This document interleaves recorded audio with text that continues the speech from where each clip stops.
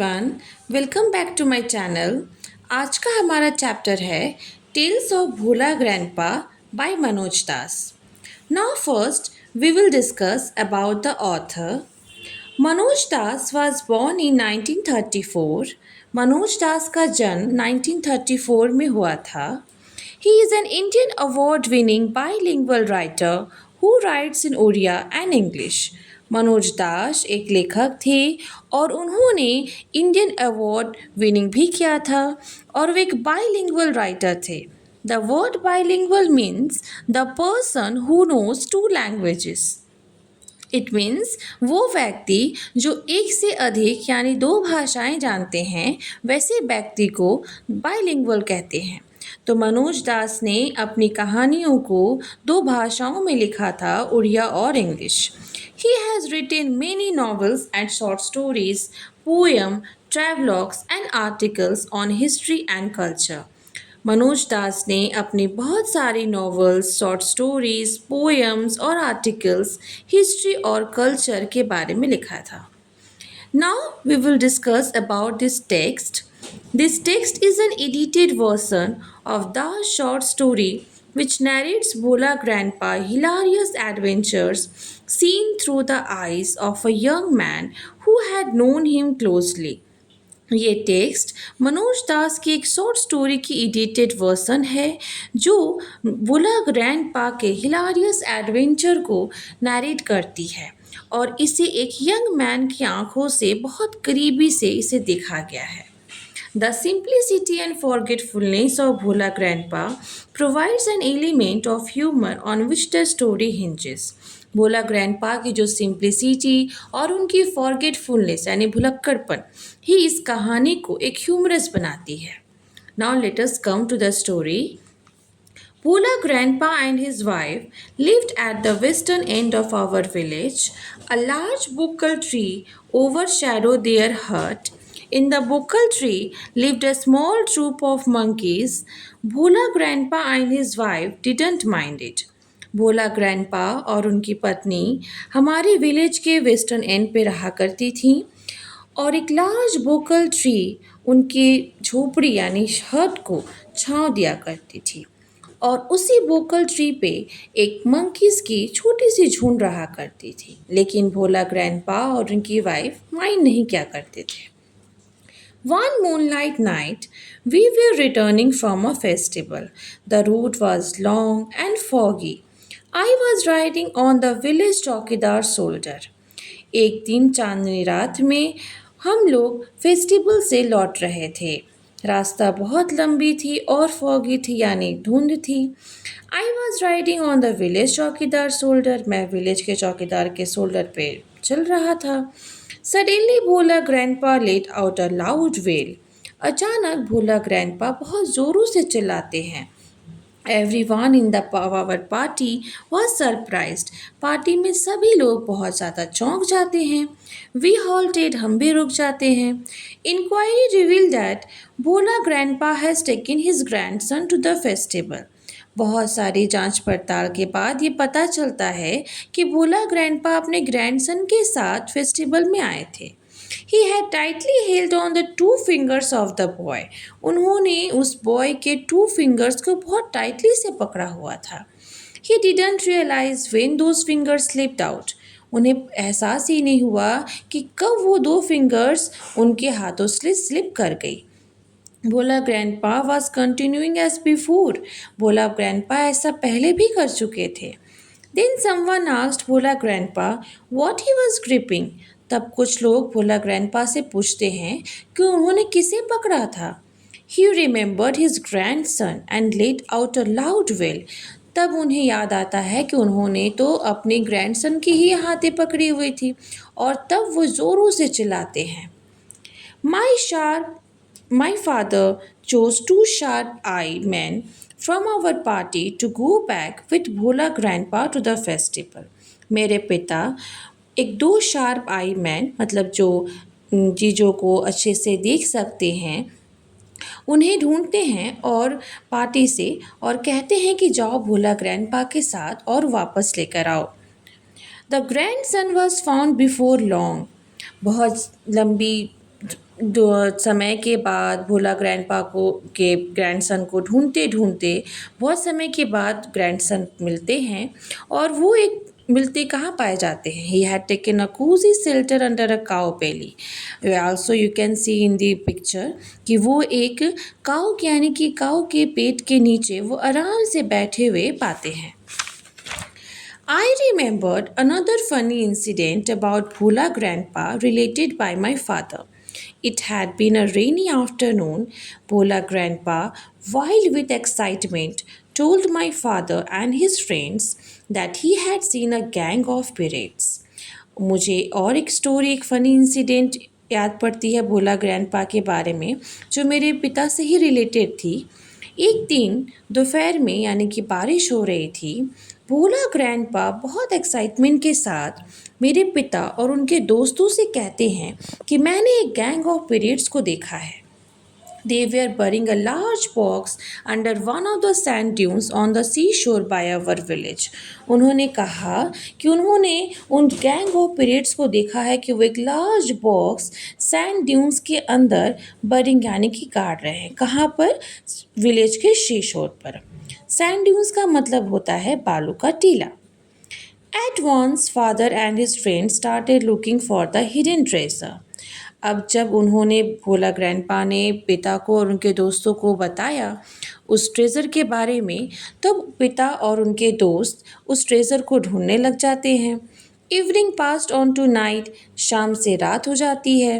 Moonlight came in through the clouds, बादलों से चांद भी निकल आती है। A pack of jackals fair howling, jackals गुर्राने की आवाज़ें भी वो भी शुरू कर देते हैं। It was past midnight, ये लगभग ऐसा करते करते मिड नाइट हो जाती है। मिड नाइट मीन्स 12 बज जाती है। At this point of time Bhola grandpa confessed that there was no real treasure. अब उस समय भोला ग्रैंडपा ये सभी को बताते हैं कि वो एक रियल ट्रेजर नहीं थी। It was all a dream which he had during his mid day nap. Nap means a short sleep. तो भोला ग्रैंडपा बताते हैं कि ये सब कोई रियल ट्रेजर नहीं थी, ये तो एक सपना था जो उन्होंने दोपहर के समय सोते वक्त देखा था। Once Bhola grandpa had a great adventure in the Sundarban. Bhola grandpa के साथ एक सुंदरबन में भी एक एडवेंचर होती है। In those days, Royal Bengal tigers freely roamed the dense jungles of the Sundarban. उन दिनों सुंदरबन के घने जंगलों में रॉयल बंगाल टाइगर्स फ्रीली घुमा करते थे। मतलब उन्हें वो आज़ादी से घुमा करते थे, कोई ये नहीं थी कि उन्हें पाबंदियाँ थीं, वो हर जहाँ मन वहाँ पे जाया करते थे, घूमते थे। People took care to move about only in groups, particularly after sundown। मतलब सनसेट के बाद अगर लोगों को सुंदरबन में जंगलों में जाना होता था या उन रास्तों से उन्हें गुजरना होता था तो हमेशा ग्रुप्स में जाया करते थे, अकेले कभी नहीं जाते थे क्योंकि वहाँ पे जंगलों में शेर हर समय घुमा करते थे, तो इस डर के कारण वो लोग हमेशा ग्रुप में घूमते थे। One evening, Bhola grandpa was returning from the weekly market. Weekly market means वो मार्केट जो वीक में यानी सप्ताह में एक दिन ही लगा करते हैं। तो भोला ग्रैंडपा उसी वीकली मार्केट से मार्केटिंग करके लौट रहे थे अपने घर की ओर। Suddenly, at a distance of about 5 yards behind him, he heard the growl of a Royal Bengal tiger. लगभग उनके 5 yards की दूरी होगी तो वो उन्हें रॉयल बंगाल टाइगर के गुर्राने की आवाज़ आती है। Bhola grandpa turned and found the bright gaze of the tiger on his face। Bhola grandpa मुड़ के देखते हैं तो उन्हें टाइगर उनके सामने खड़ा हुआ मिलता है। Bhola grandpa instantly climbed up a nearby banyan tree। Bhola grandpa जैसे ही मुड़ के जब टाइगर को देखते हैं तो वो तुरंत ही बनियान ट्री यानी कि बरगद के पेड़ के ऊपर चढ़ जाते हैं। The tiger roared and circled the tree about 100 times। Tiger गुर्राता है और वो उस बनियान ट्री यानी बरगद पेड़ के 100 टाइम्स यानी 100 चक्कर लगाता है। Then it settled down under a bush without taking its eyes off him। तब वो वहाँ पे वो झाड़ियों के पास बैठ जाता है, लेकिन वो अपनी आँखों को भोला ग्रैंडपा से दूर नहीं करता, वो उन्हें देखते रहता है झाड़ियों में बैठे बैठे। With nightfall, the forest grew dark and silent। जैसे जैसे रात होने रहती है और जंगलें और अंधेरी हो जाती है और बहुत ज़्यादा सन्नाटा छा जाता है। Pola grandpa could hear the tiger beating its tail on the dry leaves. Pola grandpa को यह आवाज़ें आ रही होती है कि टाइगर अपने टेल्स को उन सूखे पत्तों पे मारे जा रहा है। आवर्स पास, ऐसे करते करते बहुत घंटे बीत जाते हैं। Dawn broke with the cooing of doves.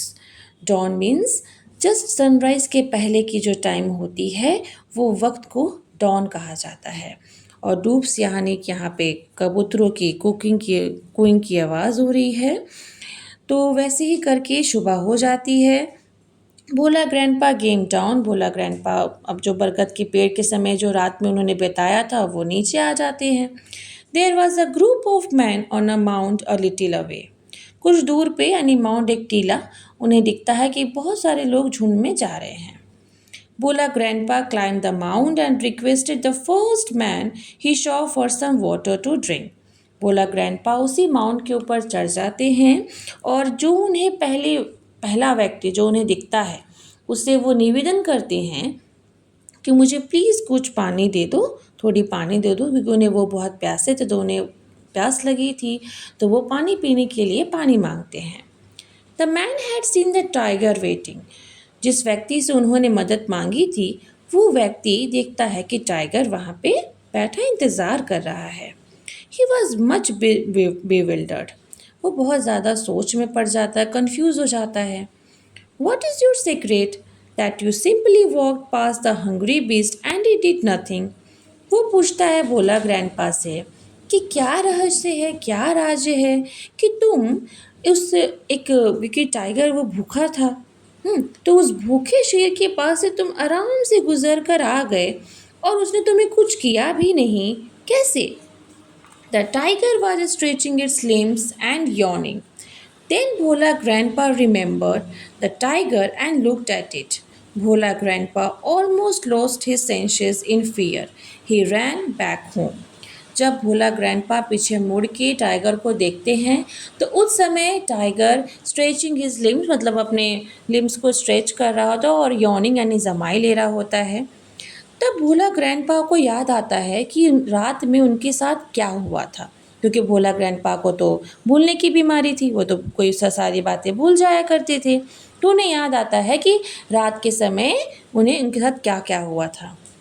अब जब उन्हें याद आती है तो उस समय वो इतना ज़्यादा डर जाते हैं कि डर के कारण वो सारी सेंसेस भूल के वो वापस अपने घर की ओर चले जाते हैं।